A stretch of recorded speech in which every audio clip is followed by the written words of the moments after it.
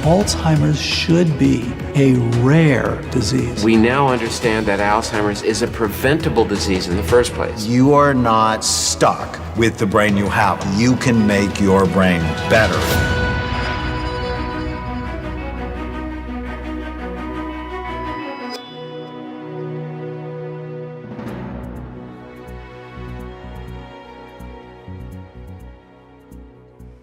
Hello, I'm Peggy Sarlin, and today I'm in San Rafael, California, with Dr. Michael Fossel.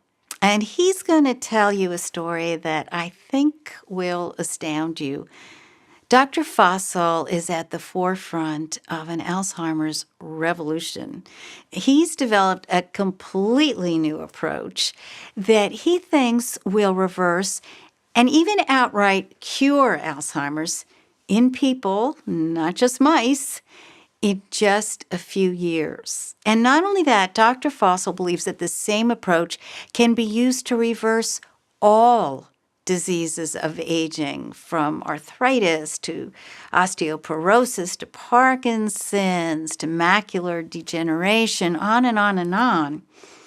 Now, what Dr. Fossel is going to say may sound a little bit like science fiction to you, so I'm going to take a little more time than I usually do to tell you his background so you can judge for yourself his credibility. He got his MD and PhD at Stanford University, where he taught neurobiology and research methods. He served as executive director of the American Aging Association and founding editor of Rejuvenation Research.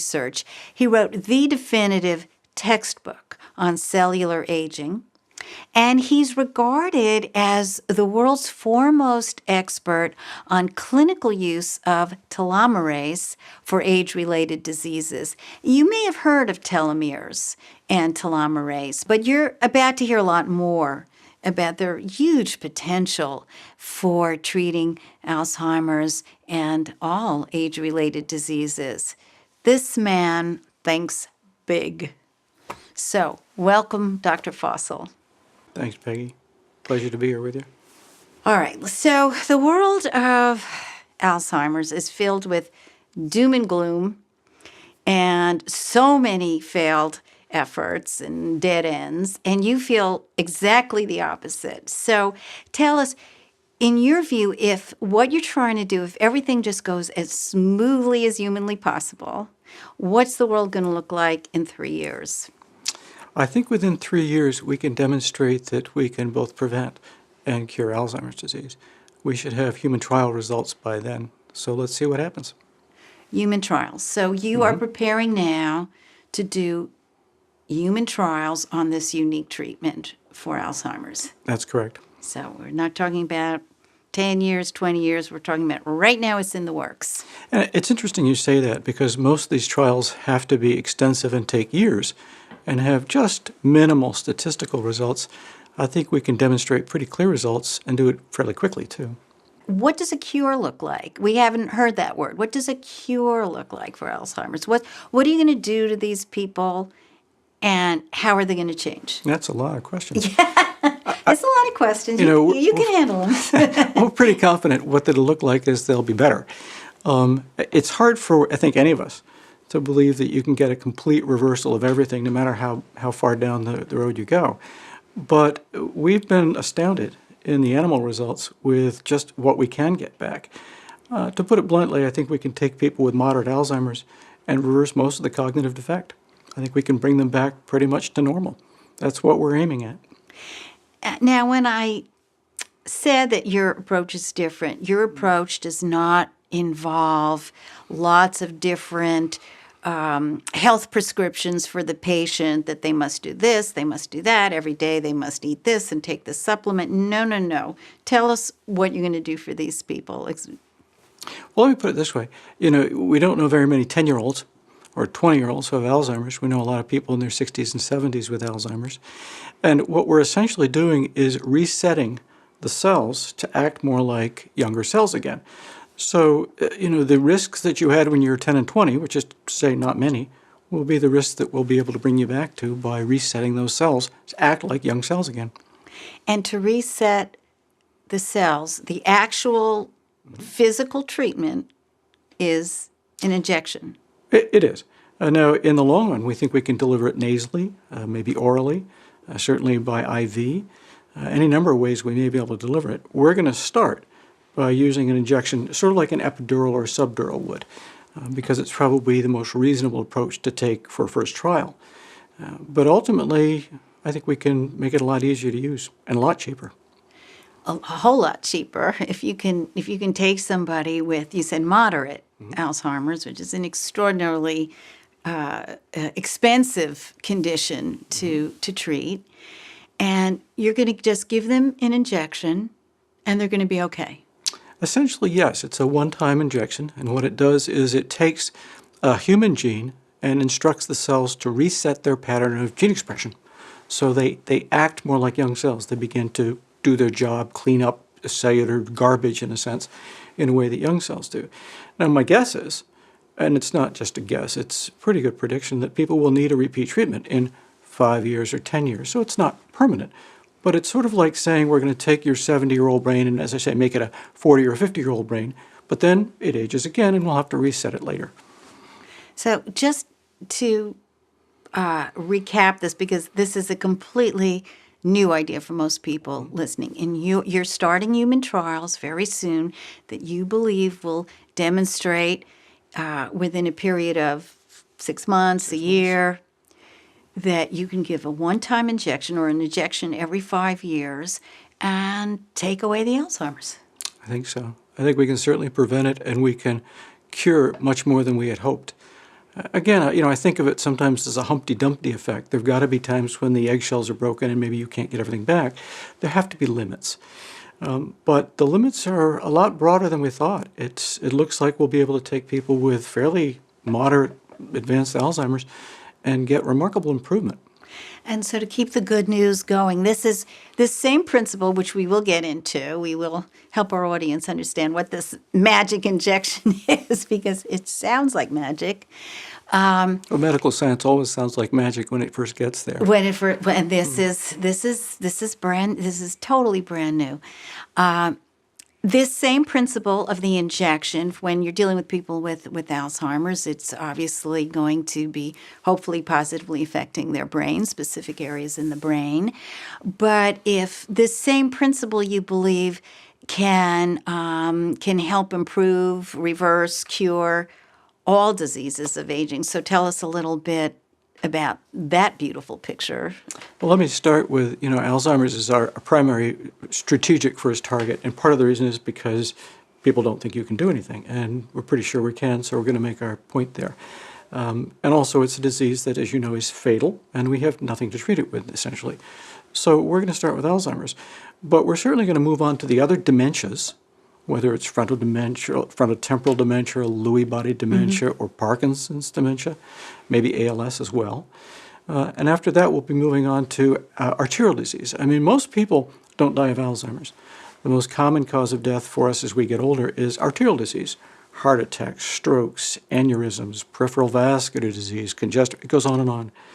And all of those can be traced back to a similar sort of problem that's going on in the brain. In the brain, we're looking at cells that take care of neurons. They're called glial cells. And when we're looking at arterial disease, you're looking at the cells that line the blood vessels, for example, in your coronary arteries. But in every case, what we're doing is resetting the pattern of gene expression to what it used to be, and the cells begin to act like normal young cells again. So yes, the second big market is arterial disease, followed by things like, as you said, osteoarthritis, osteoporosis, and so forth. May it all come to pass, because it sounds like a miracle. I want to take people through it step by step so they understand what this treatment is, what the basis of it is. And I thought a good place to start would be with Oprah Winfrey. See, I like to surprise people because they didn't think I was going to say that. So Oprah Winfrey recently made a film called The Immortal Life of Henrietta Lacks. So tell us, who is Henrietta Lacks? How does her story have relevance to your work? Well, Henrietta Lacks had a cancer, and the cancer cells were isolated. And one of the things that occurs with many cancer cells, in particular what are called HeLa cells from Henrietta Lacks, is that those cells don't age. Well, they're not the only cells that don't. For example, the cells that created you and I, the ova and sperm, the germ cells for human beings, don't age either. So some cells age, some don't. Henrietta Lacks cancer cells don't age. And they were the first cells that we really isolated that were essentially immortal cells. So the principle that the story of Henrietta Lacks establishes, I think I read somewhere that although she's been dead for many years or something, like tons of cancer cells have been made from her original cells. They just keep Literally going. tons. Literally tons. The cancer cells, by being immortal, they keep dividing and making more and more and more cells. So the problem for people with cancer is you don't want these are bad guy cells, and yet they have immortal life. And germs also. Well, germ cells. Germ again, cells. Ova and sperm are called germ cells collectively. So, yeah, the cells that, you came from a cell you got from your mother with genetic information from your father as well. But the cell you got from your mother, she got from your grandmother, who got it from her your great-grandmother. That cell line all the way back didn't age. Your cells age, but the germ cell line that goes backwards in time. So theoretically, I could say you're 3.5 billion years old on this planet. You look marvelous for your age. I do. But not all cells age. Cancer cells, many don't age. Certain germ cells don't age. Certain other cells, stem cells in your body, age at different rates depending on how important they are to us. It's one of the reasons that you and I don't run out of blood cells by the time we're 110. It's because the cells that produce those blood cells age at a very slow rate. So we've established a principle here that cells age at different rates, and some cells seem to be, like the cancer cells, seem to be immortal. So it's not that the model in our head isn't that, oh, there's a human body and it's kind of rusting away and everything's kind of deteriorating. In fact, no, different cells are aging at different rates. And when you think about it, we all know this. I mean, those of you who have pets know that your dogs tend to age faster than you and I do. People typically say 7 times as fast, but it depends on the dog.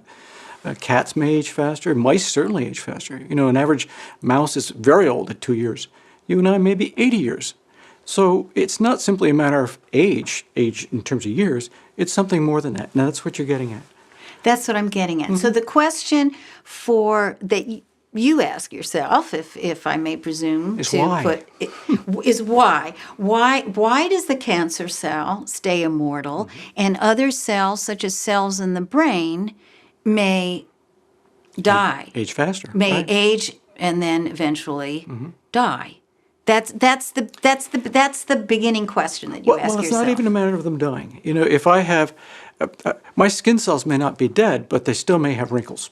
I may still have wrinkles and older skin. But the cells in your brain are like that too. The neurons don't age as fast because they don't divide.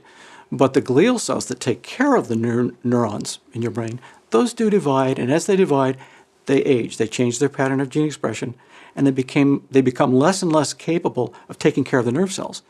And after a while, the nerve cells pay the price of that. Well, typically, the treatments for Alzheimer's are focused on the nerve cells, right? The nerve cells get covered in plaque, they get these tangles, and we're going to fix the nerve cells, the neurons. And your approach is very different. You said, we're going to focus on what surrounds the nerve cells, the glia. Is that, okay, you say it in your words. That's pretty much right. Okay. You could say there are 3 sorts of approaches to this. One is to ignore the whole problem and just deal with the way the neurons talk to one another. There are a number of drugs in the market, 5 in the global market right now, that we use for Alzheimer's. And none of them do anything except the way neurons talk to each other. But they don't affect the fact that the neurons are dying. Now, in the past decade or two, most big pharmaceutical companies and little biotech companies have gone upstream a bit. And they said, let's look at beta amyloid. And as you said, tau tangles. And there are literally dozens and dozens of other things at that level that they focused on. But our approach, actually for the last 20 years, but now we're beginning to come to the human trials, has been to say, why are all of these things going wrong at once? Beta amyloid, tau tangles, mitochondria, all of these things. What's going on upstream? And over the past maybe decade, more and more people have begun to realize something's going on with glial cells. Well, we know why something's going wrong. As I say, they're changing their pattern of gene expression. It's not that the glial cell is sick or dead. It's not. It's just not playing the same tune. It's not doing its job as rapidly, so it's not taking care of the neurons. The beta amyloid it should be taking care of, the tau tangles, and all the other things that affect neurons. So the outcome is Alzheimer's. But the cause is not beta amyloid. It's upstream. So just to help us understand the anatomy of the brain, you've got to even just show us with your hands. You've got a neuron, you've got a cell, and it's surrounded. These are like guardians. Most of us don't know the term glia. That's Right. a glia cell. No, That's a new concept for us. We used to say that only 1 in 10 cells in your brain were actually neurons, and the rest were glia. And it turns out it's not quite that big a number. Glial cells may be as few as 1-to-1 neurons to glia, or even 2-to-1, but not a huge number. But they're critical. The glial cells, think of them as the nursing care, the devoted spouse, the staff, the aides. They're the ones who take care of weight on hand and foot, the neurons. And without those glial cells, the neurons can't function, and they don't. So when they wait on the neuron hand and foot, when they give them this tender, loving care, that's cleaning out toxic waste that might accumulate. What are some of the tasks they're performing to keep that neuron healthy? I'll give you an example. Beta amyloid has been something we've known about for now decades. I mean, Alzheimer's was described 110 years ago this year, but we've known about beta amyloid for many decades. But beta amyloid doesn't just sit there throughout your life. It's continually being turned over. It's dynamic. It's being recycled. And the recycling rate slows with age of the glial cell. So in a young person, if you take a 20-year-old, their glial cells are producing beta amyloid, then they grab onto it, they bring it inside, they break it down, and they make more. And they grab it, bring it inside, break it down, and make more. But in an older brain, the glial cells are slowing down. So the turnover rate is slower, so the beta amyloid sits out there longer and has more time to accumulate damage. It's not being taken in and fixed as quickly. So overall, it's as though I were to say I've got a house, and I can either repaint my walls and fix my carpets once every 50 years, or I can do it once a week. Well, there'll be a dramatic difference in what the house looks like, and it would cost too much. But you know what I mean. If I paint my house every few decades, it begins to go downhill. If I paint it every year, it's going to look like $1 million. That's kind of the difference that's going on in the brain. Young cells, repainting all the time. Old cells, I'll get to it someday. So you're looking at the glia cells. These are, let's say, the housekeepers, the tender, loving care. They're slowing down, and you're saying, well, if the cancer cell can be so active and energetic and immortal, can I make the glia cell start acting, which is the cancer cell's the bad guy cell, the glia cell's the good guy cell. Can I get the glia cell, the good guy cell, to be active and energetic and immortal like the bad guy cell? What is that? Is that kind of the starting question you ask yourself? Kind of, yeah. We can. Well, no cells are really immortal. It's a question of if you keep giving them food, as it were, do they continue to divide forever? Immortal. Immortal. As I say, the human race is immortal in some sense. We've been around a long time. We don't age as a race, but we age as individuals. But the cells are the same way. We're not making those cells immortal, but we're bringing them back to the same stage they were when you were younger. So again, they will age again, but we can reset them again to a pattern of gene expression. It's as though you had a symphony orchestra, and that's the genes there. And the difference is the older cells are playing a totally different tune. One symphony orchestra is playing Mozart, the other is playing the Grateful Dead. Well, depending which one you like best.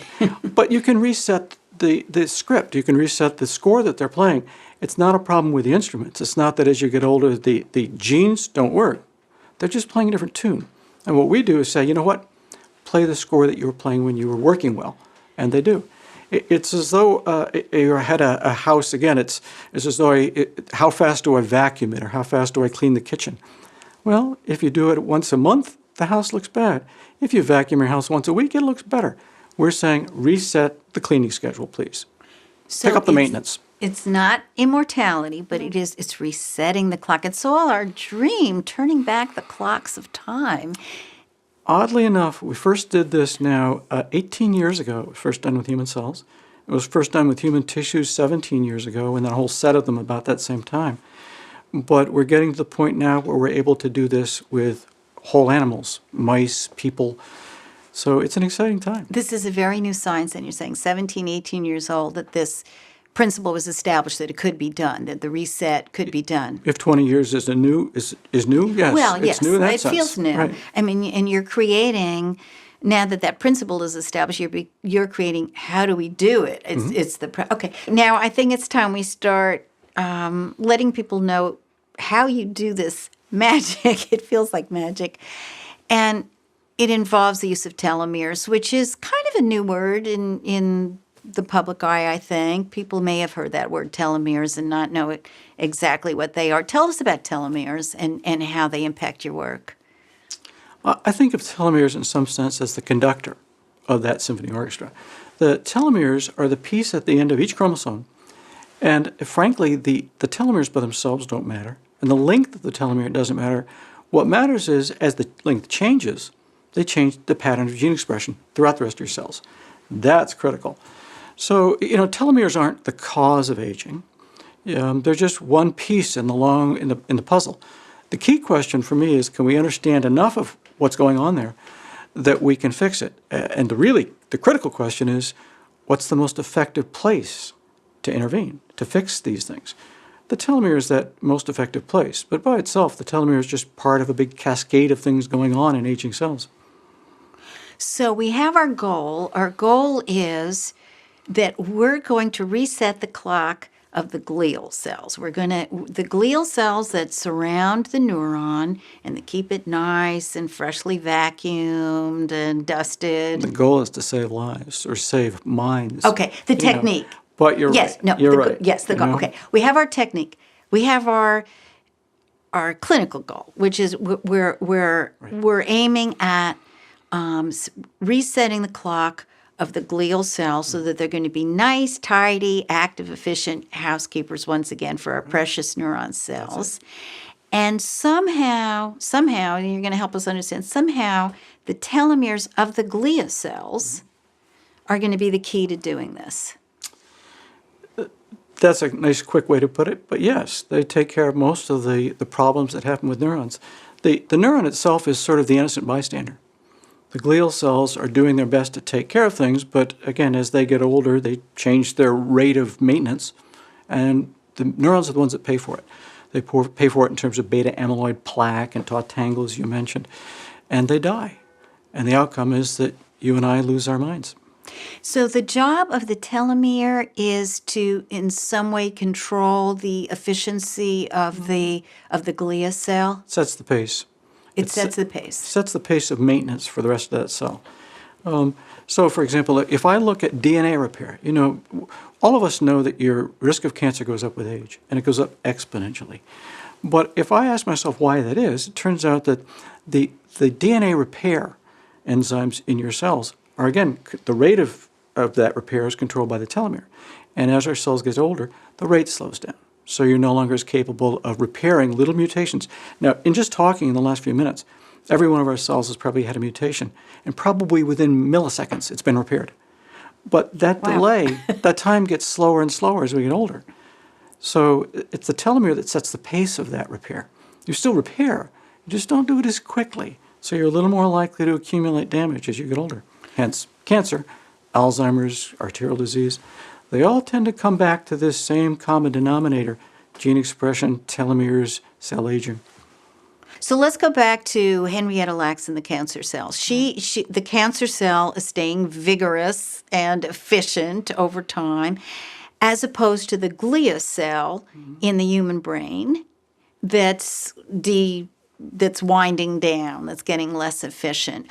What is different about the telomere in the cancer cell as opposed to the telomere in the glia cell? Well, let me distinguish three different kinds of cells. First, we'll take the germ cell line, the ova, the sperm that create human beings. And those cells maintain their telomeres all the time. They keep a good long telomere. They're always efficient. At the other extreme, we have most of our body cells that the telomere just shortens with age. And so the pattern of cell maintenance goes down and down and down. The cancer cells lie sort of in between that in a sense, because they maintain their telomeres. They don't shorten very much, but they're not very long in the first place. So the problem is that while they maintain just enough telomere so the cells can divide, they don't maintain enough telomere, for example, to maintain the cell all that well. So it's more prone to cancer, hence cancer cells in general. So Henrietta Lacks cancer cells maintain their telomeres, but they already have inherited a lot of damage. In fact, they sometimes say that Henrietta Lacks cells aren't really human. They're partly human, partly viral, partly mutation. They're special. But cancer cells in general maintain just enough telomere length to keep dividing, but not enough to fully repair things. You mentioned telomere length, telomere shortening. I think if people have heard about telomeres, they may be familiar with that concept of that the telomere length is important, that as they get shorter, it's less good. That if somebody, when I discussed with somebody this upcoming interview, they said, "Oh, I just had my telomere length measured and it's really good." So tell us a little bit about that, because people may have heard about that. Well, let me first say something that is kind of odd, which is to say telomere length doesn't matter at all. It's the change in length. It's that matters. It doesn't matter what you start with. It matters how it changes over time. I'll give you an example. The average mouse has a lifespan of about 40 times less than ours, but its telomere length in some cases are as much as, say, 10 or 15 times what ours are. So most mice have longer telomeres than you and I do, and yet we live longer than most mice do. And the same thing is true here. It's not the length of the telomere that matters. It's the change in length and how it changes gene expression. So in a mouse, the telomere changes length, changes gene expression, the mouth gets old faster. You and I, that change in length goes down a little bit, but we start with a short telomere, but it's the change in length. It's that sort of percentage of change that makes all the difference. It's the gene expression that really makes the difference. So one common misconception is that telomere length matters. No, it's the change in length that matters, whether you're a mouse, a human, or anything else. Another is that telomeres come apart and fray, like shoelaces. They don't actually. It's the change in length that makes all the difference in the world. So just staying with that for a minute, the change in length, every time that a cell divides, the telomere slightly shortens. Mm-hmm. Unless the cell has a way of keeping it long. Now, as I said, germ cells, sperm and ova, keep their telomere lengths. How do they do that? How do they do that? They shorten also, but they have an enzyme called telomerase. Okay? And what that does is every time it shortens, it re-lengthens it slightly. It shortens, re-lengthens it slightly. Germ cells have telomerase. Cancer cells have, most of them, just enough telomerase to keep a short telomere from going all the way to zero. Most of your body cells don't express telomerase. There are a few special ones, for example, stem cells in your bone marrow, that express just enough telomerase to keep the telomeres from shortening too much. But most of your body cells don't express any telomerase, so every time they divide, they shorten, and every time they shorten, it changes gene expression, and every time that happens, they get less effective at taking care of the cells around them and themselves. All right, so you mentioned telomerase, and that's going to be a new word for a lot of people. So I'd like to show everybody your book, The Telomerase Revolution. It's a little hard to pronounce. I was pronouncing it differently, but Telomerase Revolution. And everything we're talking about today with Dr. Fossil comes down to this, telomerase. So let's understand a little bit more about what it is. So telomerase is an enzyme that is created by telomeres. No, actually. No, I'm all wrong. I'm totally wrong. Correct me. Okay, good. That's what you're here for. Telomerase is an enzyme that re-lengthens telomeres. That re-lengthens them. Right. And you have a gene that makes telomerase. But in almost all of your cells, it's turned off. It's like having a blueprint, but it's locked up. Now, what we do with our treatment is we put that same blueprint into the cell and say, make this, please. And when it does that, it re-lengthens telomeres, and that resets gene expression, and cells begin to act normally again. So this is not a question of restoring something that was there before. They never had telomerase. You're introducing something new. It's not a question of... Well, it's a natural human gene. Is it? All of your cells have the blueprint. It's just usually not expressed. It's They usually... don't make it. Right. And we're just saying, here's another blueprint. Make this one. The one you have, it's locked up. Make this one. It's the same natural gene. We all have it. It's a human gene. So the cancer cell is expressing telomerase. A little bit. And now you're going to get the glia cells to express telomerase. And just enough to reset the length of the telomere so that the cell begins to act like young cells, like a young glial cell. Just enough to do that. How much is just, you said you're going to give an injection. I mean, how big is, like, how much telomerase is going to make this miracle last for 5 years? What, like this much? This much? It's, much less than the end of your thumb. It's a tiny amount. We're just going to have that much? Oh, even less. We'll give it in a small syringe. It's tiny amount. Just enough. That's all it takes. I said this, it sounds like science fiction, and it does. You're going to get this tiny injection.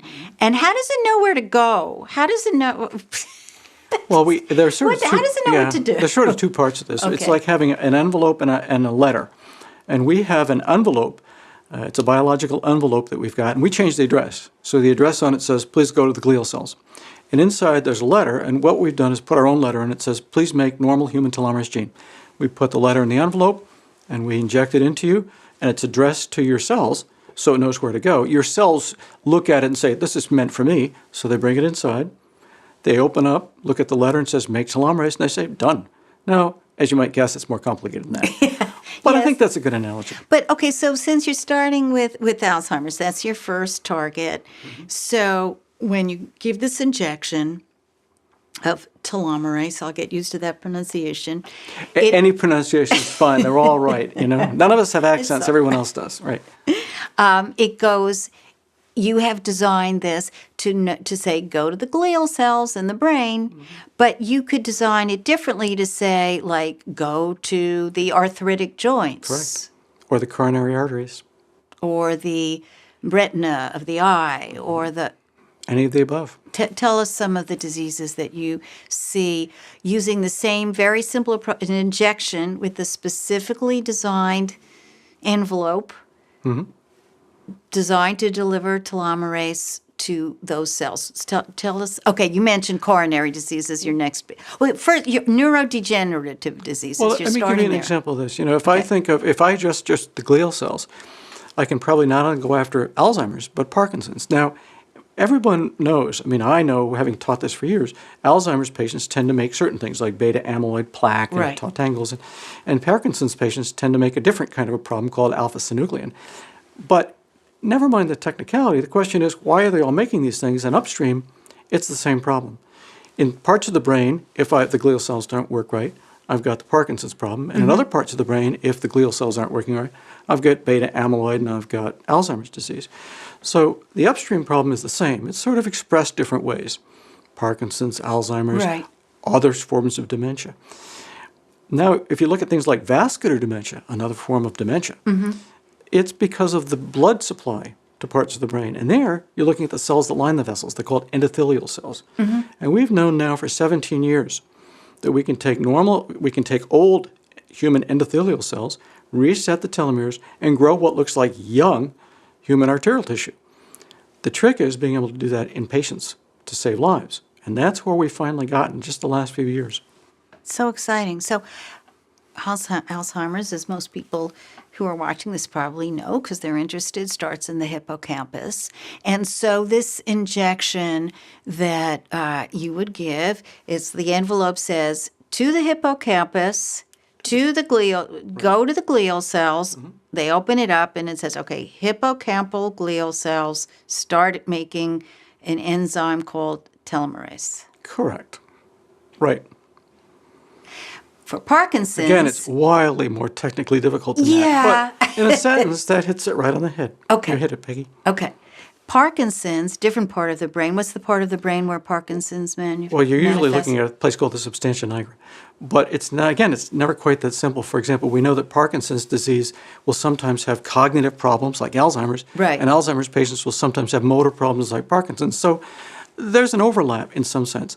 And that's in a way the first clue that there's more going on that they share upstream, the glial cell dysfunction. So when we're sending this in, we're sending it into all the glial cells.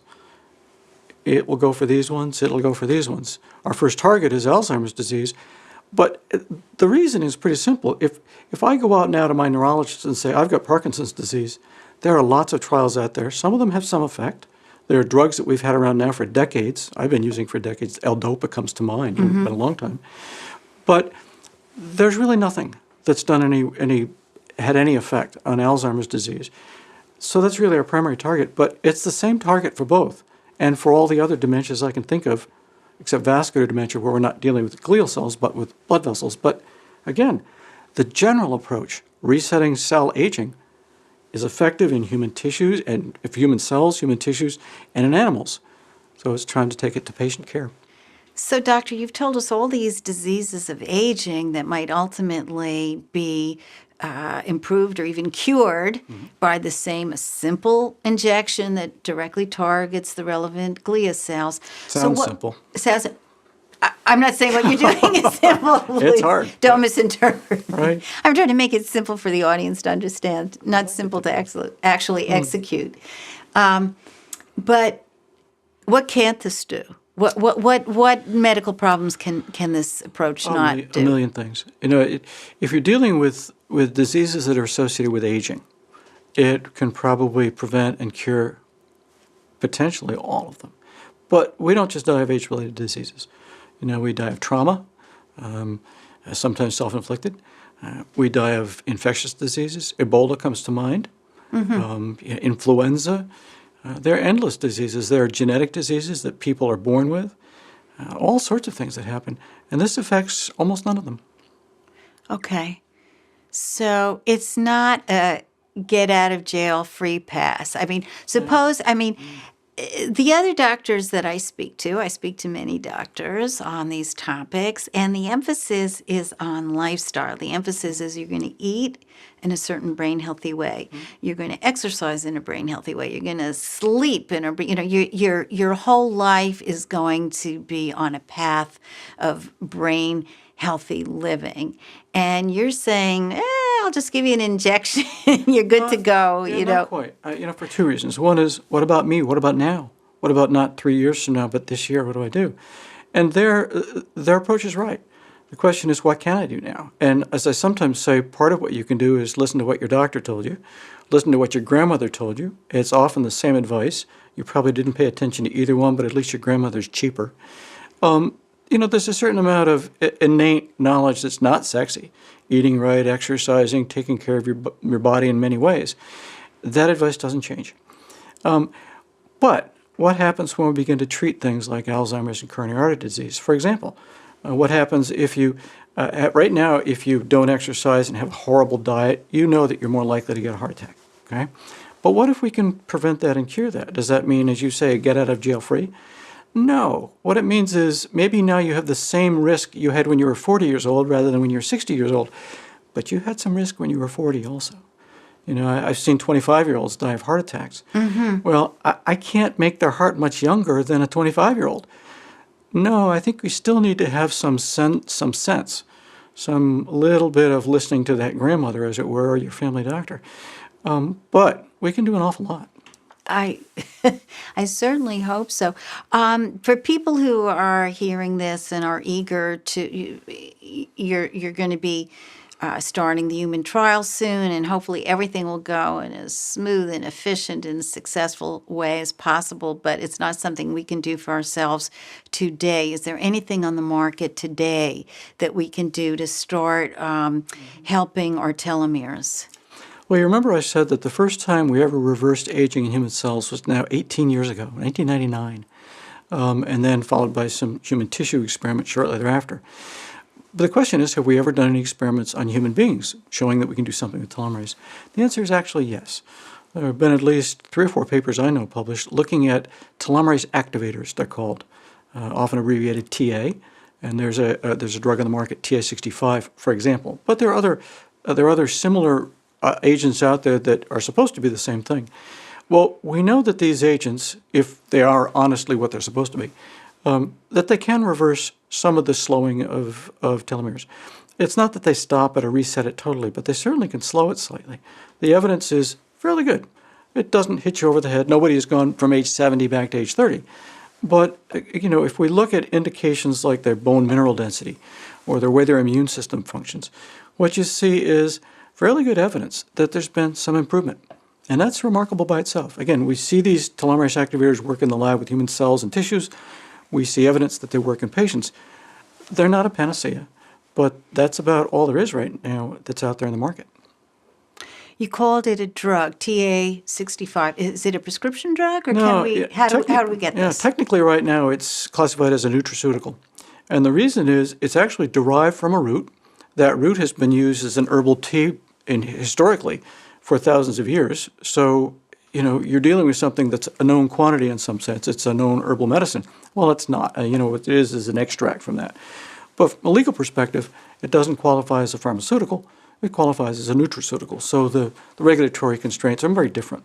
So you can go to a health food store or you buy it online. You can, but are you really getting that? And that's a good question. I mean, really three questions. One is, if you go to get these astragalosides or telomerase activators, are you getting what you paid for?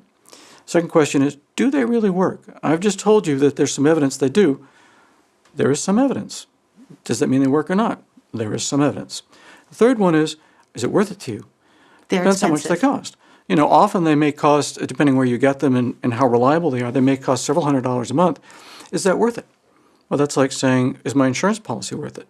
It depends what they're offering for the policy and how much money. If I'm on a fixed income with very little and I'm feeling healthy, then probably not. If I were rich and had these age-related diseases, I would take a very different tack on this. But I can't answer that question for anybody. But you specifically mentioned one called TA65, and that's... Yeah, TA65 has been put out by a company called TA Sciences, and they bought the original patent rights to this telomerase activator back now about 15 years ago. They're probably a reliable source, probably the most reliable source. But there are other sources out there. It's just not clear to many of us whether those other sources are reliable or not. Okay, but so for people who are intrigued by what you've had to say today and are interested in being good to their telomeres, encouraging the reset of them through telomerase, they can buy TA65 and other products that are on the market and decide for themselves whether the price is worth it. What about vitamin E? Is that something that is going to positively affect telomere length, or no? Probably not. Probably not. Let me start by saying that all of us should have reasonably good diets. And there's been extensive literature now for several decades that we used to deal with the Aging Association about vitamin E tocopherols. And this sort of comes in and out of fashion in some sense. But it is clear that you have a need for it, and it's clear that you need a certain amount at least. You shouldn't be not taking a good diet. But what about extra amounts? And the answer probably is you don't need that. There's an old joke among pharmacologists about Americans have the most expensive urine in the world because we buy all these things and we didn't really need them and we urinate them out. But it's still a good question. What should we do? What can we do? And there's been a lot of literature in the last couple of years now looking at what happens to telomere lengths. When I do things like give vitamin E or have people a better diet and exercise or they meditate, the problem is almost all this literature may be true, but it's not actually well-founded. The problem is they're looking at telomere lengths in my blood cells, and there are several technical problems with that. So when somebody says, I've got an article that shows I can increase my telomere lengths by doing the following: exercise, meditation, lowering stress, whatever it is, that may be true, but the evidence actually doesn't support that because of the way these measurements are done. So we're really all rooting for you here because we want to just know that we can get that simple injection. We're good to go for 5 years, and all these horrible problems of aging are just going to almost evaporate, if we could look at it that way. And it just, I think so. In your book, you end with a section that was absolutely fascinating. What is the world going to be like? You are envisioning the possibility of actually doubling the human lifespan. Just we keep getting reset. We reset our cellular age. No one knows. The mean lifespan worldwide now, depending on the country you're in, runs around 70, 75. The maximum, and that's changed over the last few centuries, has gone up. The maximum lifespan, the maximum human lifespan is estimated at around 120. Right. And we've got a couple of people who've made that. And that probably has never changed in thousands and thousands of years. More and more people get there, but still not very many. But that's the kind of lifespan we're looking at altering, not just the mean lifespan, not just you have a little chance to make it to old age, but you have a good chance of pushing old age back a ways. So it's a very different approach to human medicine and what we can do for not only human beings medically, but culturally. Well, in the book, you extrapolate on that idea to with the societal changes if people are living longer, and you pose some questions. My favorite one was, can a marriage last 300 years? And Can it last 3 years? it can feel like 300 years in certain marriages. That's a good question. So, and this doesn't make that better or worse. The problem of getting along with other human beings has been with us for a long time, and this isn't going to change it. no, our healthy glial cells are not going to change how we get along. But it will change some things. If I look back and I ask myself, what are the most important things that happened in medicine in the last few centuries? They're not the big things. It's not the things that Nobel Prizes were delivered for. It's not heart transplants, and it's not robot surgery. If you ask what really changed lives, it was things like Semmelweis back 150 years ago saying, you should wash your hands before and after a delivery. And Lister saying, we ought to have antiseptic surgery. And Pasteur and Koch saying, maybe germs cause disease and we can have immunizations. And then along came our earliest antibiotics with Fleming last century. Things like polio vaccines. These are the things that really made people's lives better. Now, they also had an impact culturally. I think that what we're about to have is potentially the biggest impact we've ever had on improving people's lives, and that will have cultural impacts as well. We all get used to the idea that as you approach your 60s and into your 70s, you'll retire and you'll be too tired to go out dancing Saturday night. Well, some people aren't. Many people may not be. We may find that, in fact, we're a lot healthier. And really, one, you can't afford to retire if you're going to live to 110 and be healthy. And two, no. Why would you want to? Do you really want to do nothing for 40 years? No, I think it's going to change the way we interact as well, but it doesn't make us better people. It just changes the ground rules a little bit.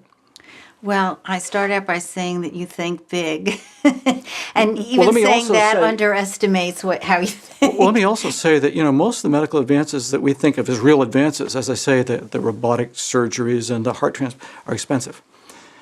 This is expensive to get started, but actually, the best projections we've got is that it will lower the global cost of healthcare by in the order of 95%. We're looking at something sort of unheard of in modern health economics. We're looking at actually cutting costs of healthcare.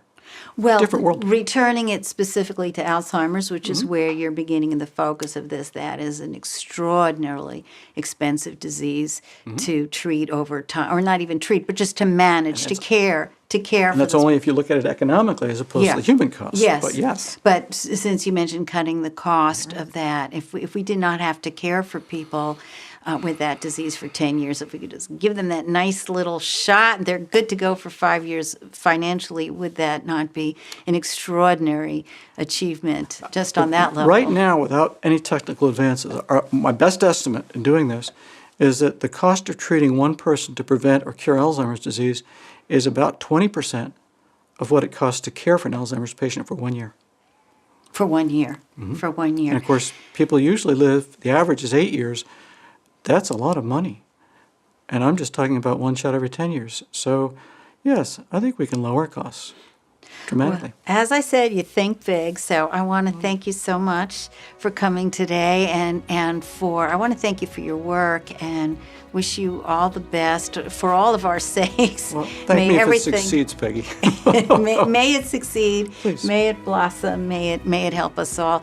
Thank you so much for watching, and I hope you learned a lot today about this whole exciting new field of curing age-related diseases through telomerase. What an exciting concept. So maybe I'll see you in 40 years, 50 years. We'll still all be young and vigorous and have fabulously efficient glial cells, thanks to the work of Dr. Fossel.